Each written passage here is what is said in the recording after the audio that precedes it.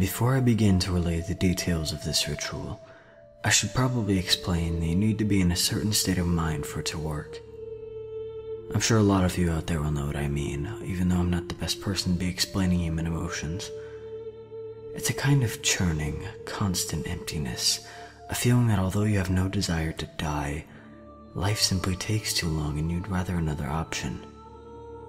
It is very important that you feel this way when undertaking the ritual, because another option is exactly what you'll get. The details are as follows. I've tried to make it as simple as possible and to cut down on the cryptic rubbish that my contemporaries often include in these things, but you need to appreciate just how hard that is. We don't live by constants as you do. We live by symbolism and meaning. Bread does not sustain us, but the idea of bread makes a very good meal indeed. Still, enough talk.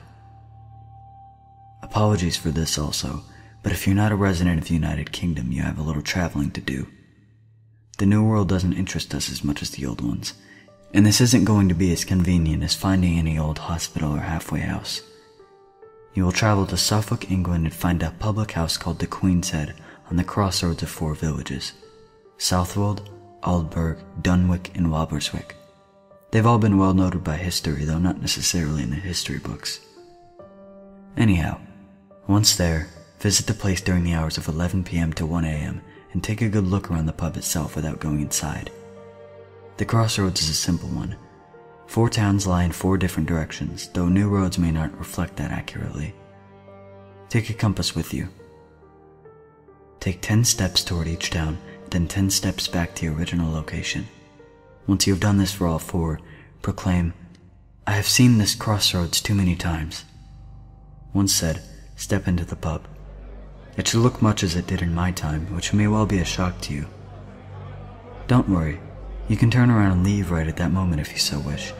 Go back to your life and read these stories from the safety of a computer screen. If you do decide, however, to continue this course of action, then go to the bar and ask for a glass of the House Malefic. The barman will give you a glass of red wine and accept no payment. Now, drink it, and you are exactly halfway to where you want to be. Good. Once it's gone, he will tell you that you've had enough and ask you to leave. Do as he says, for though he is a good friend of mine, he's a spiteful man with an old crow for a wife, and he delights in an excuse for a fight. When you leave, you will find a large black horse outside. Mount it. It's yours. A little gift from me to you, in gratitude for the task you've performed so far. The wine will have warmed you a little, I hope, for you have a long ride ahead of you. It doesn't matter in which direction you travel. It never really did. The roads will be old now, and possibly so, perhaps, and a dense fog will cover the tracks. Plow ahead and do not deviate from the road. He may send a guard to veer from the mist to try and stop you, but you must keep moving. He may even send a loved one to plead that you slow down. This is a trick. It is me that he wants to stop. We never have seen eye to eye. The mist will pass and you will see an end to the road ahead, a gorge of impossible depth. Don't stare into it. Contrary to popular belief, it doesn't gaze back, but it may hold you from your task, and neither of us want that now, do we? To continue, you need only do one thing. Ride the horse from the cliffside and plummet into the gorge.